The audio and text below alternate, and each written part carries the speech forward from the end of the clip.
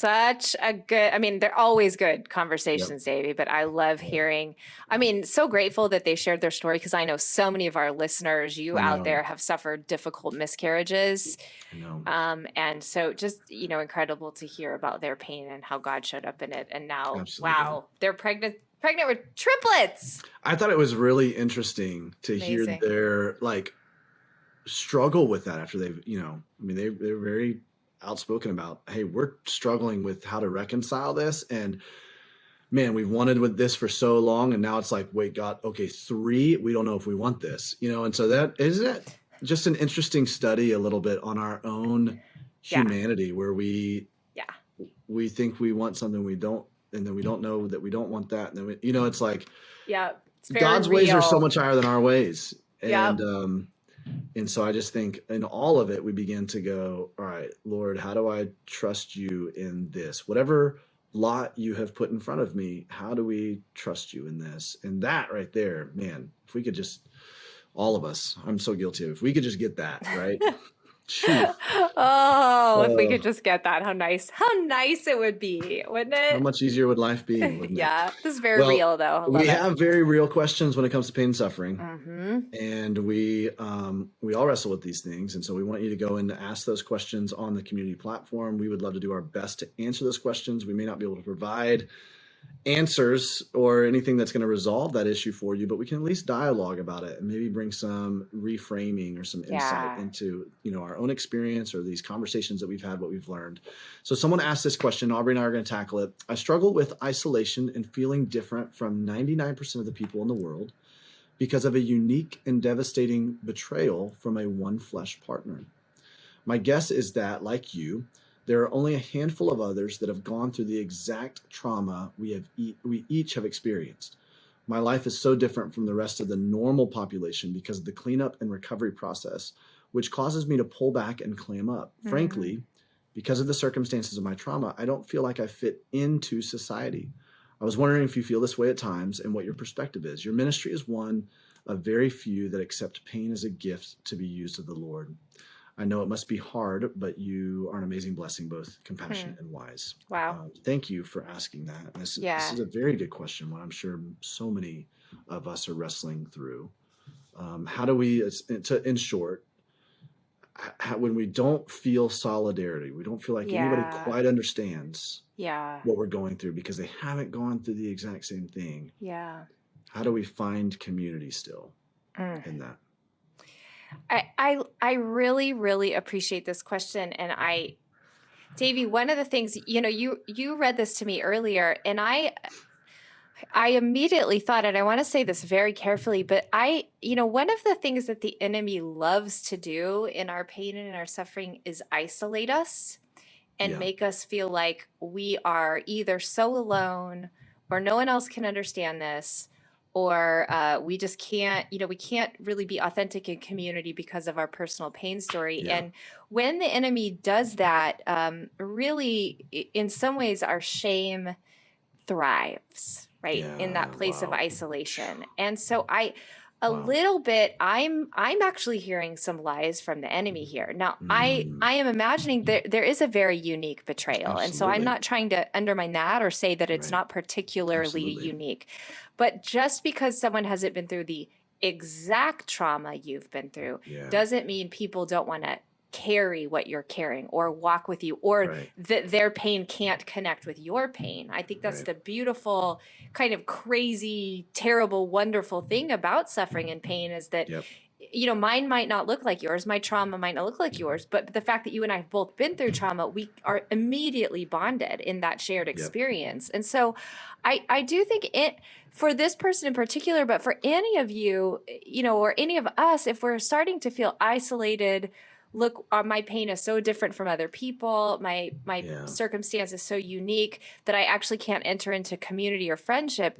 The enemy's got a stronghold there that needs to be addressed. Needs to be addressed through, I think through spiritual warfare, also through just like be gentle with yourself and maybe begin to take some steps toward trusting people with your story. Right. That's absolutely right, Aubrey. I think that's so good. Because there is, on some level, and I think we have to hold this intention. right? And this is often, I feel like what we're talking about is we kind of put some guardrails for you and say, hey, stay on this lane, but there's going to be some tensions on either side of those guardrails. Yeah. And one of those tensions is, it is so helpful to find somebody or Yes. discover someone, or God brings somebody along your path that has gone through the exact same thing that you've gone through. Yeah. I mean, gosh, guys, this is exactly why we started Nothing is Wasted Ministries, because I found in my own story that because of the public nature of our story, I was availed to people who had gone through the exact same thing. Wow. Right? People started coming to me, and especially I'll never forget Todd Erb, who came to me, a business owner in our city, whose wife and daughter had been murdered.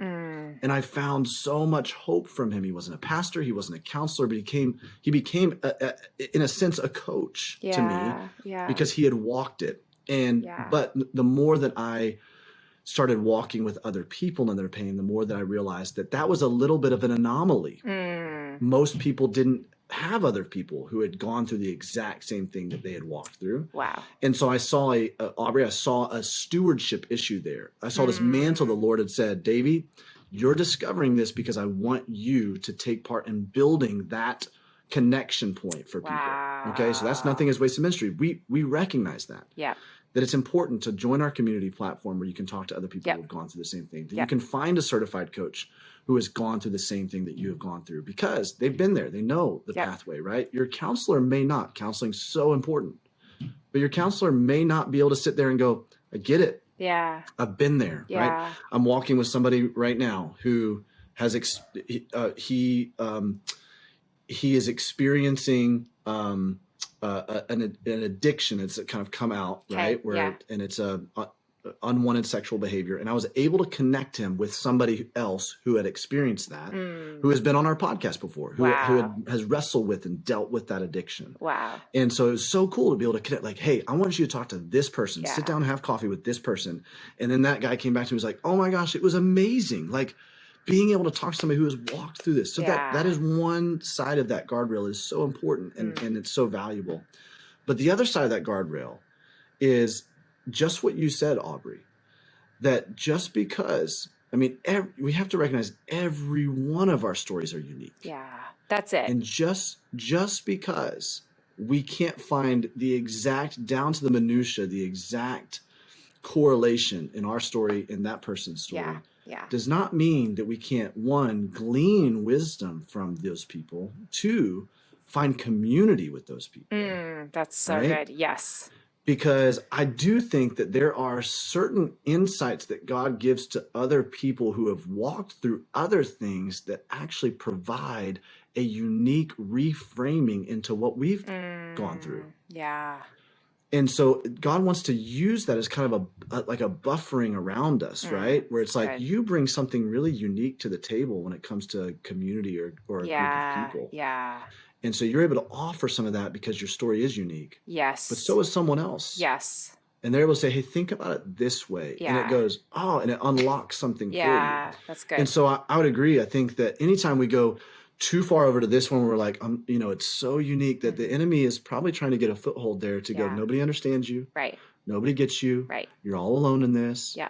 And, we look at the temptation of Jesus and we see that, the enemy, one of his first ploys is he wants to get us alone. Yep. That's exactly right. And get this place of isolation. And that's where he can creep in and start to fill our mind with lies. Satan can't read our mind, but he can fill our mind. Yep, that's good. Yep. And so he can fill our mind with lies, and those lies can prevent us from really experiencing the beautiful value of community, healing and community.